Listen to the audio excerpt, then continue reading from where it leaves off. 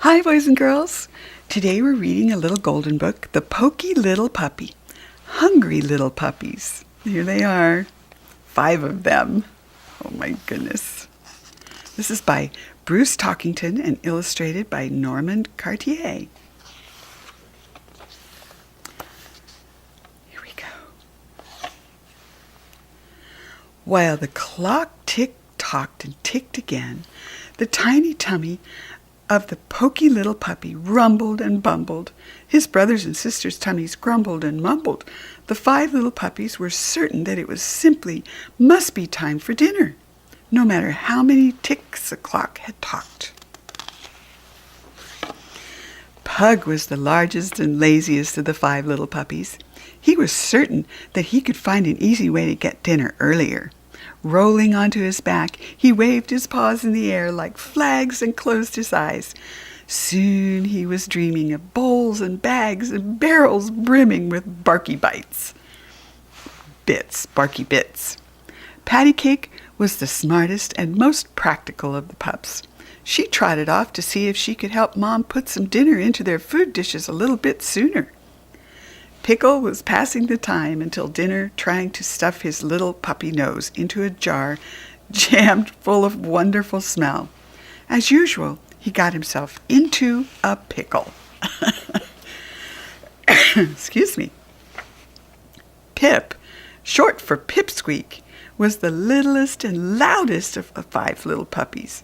He skipped and hopped and danced from one paw to the other, squeaking at the top of his voice that Pipsqueak was not a proper name for a puppy, especially not a puppy as grown up as he was. But since he was always squeaking about one thing or another, no one paid him much attention. Poky, who was the most curious of the 5 puppies, was far too hungry to simply wait for dinner. He decided that there must be a Barky Bits out there somewhere just waiting for him to find them. So, with an excited flick of his tail, he slipped through the hole in the fence and was out of the yard and into the wide, wild world, far away from home. In the vegetable patch behind old Farmer Feldman's big red barn, Poky found a long-eared rabbit named Ruby. Ruby politely invited the hungry little puppy to join her for dinner. There was a crispy crop of carrots, bright red tomatoes, and huge heads of lettuce. Fine for rabbits, thought Poky, but he could not find a single bowl of Barky Bits anywhere. And Poky thanked Ruby anyway and went on his search for dinner. In a field of fragrant wildflowers, Poky found Busby, a busily buzzing bee. Busby's non-stopping humming reminded Poky of Pip's constant complaints about being called Pipsqueak. Then Busby politely invited the hungry little puppy to join him for dinner, and Poky immediately forgot about Pip and his wish for a new name. There were bright black-eyed Susans, velvety purple pansies, and sweet-smelling roses. Fine for bees, thought Poky, but he did not see a single Barky Bit blooming anywhere. Poky thanked Busby anyway and continued on his journey to find dinner. Dinner never came too early for Feathers, the skylark. After all, early is what a bird needs to be in order to catch a batch of wriggling, twisting, tangling, tasty worms.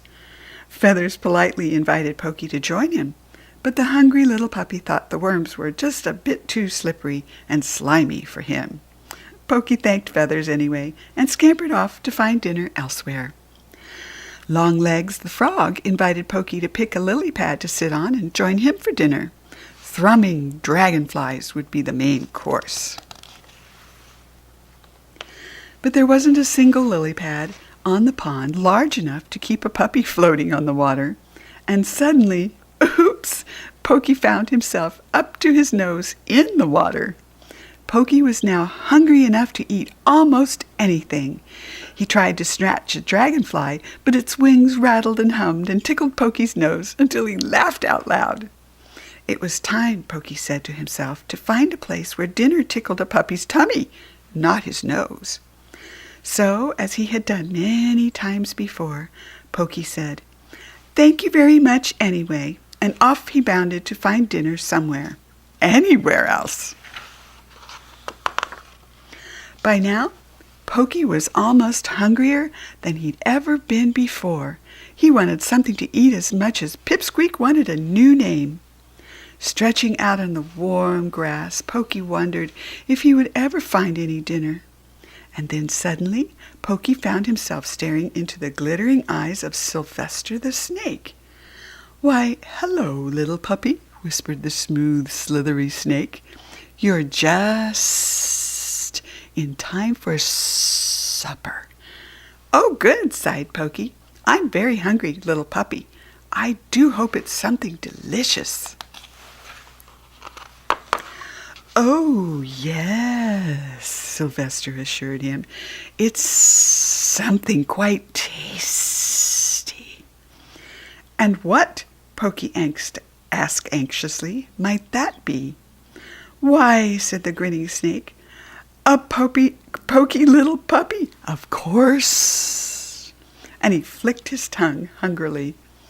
This time, Poky didn't wait to say thank you very much anyway. He ran through the grass, past the frog pond, beneath the worm-hunting skylark, by Busby's field of flowers, across Ruby's vegetable path, and through the hole in the fence to home.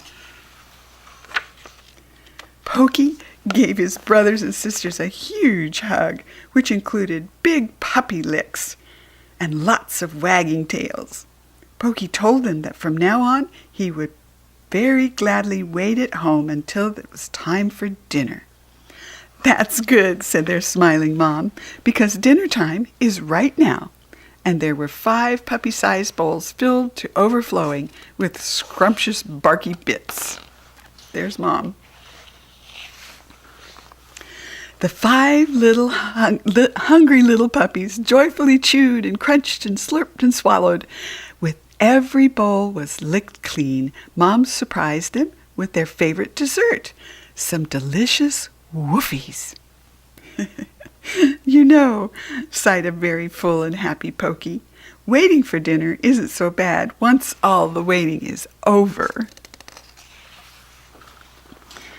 So, Pug, Pickle, Patty Cake, and Pip, whose full tummy helped him forget for a moment how much he wanted a new name, agreed.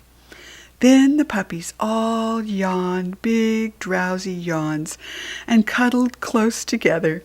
And as the clock ticked and tocked and ticked again, they all fell fast asleep. Night, night, you 5 wonderful puppies. Until we read together again next time, boys and girls. Bye-bye.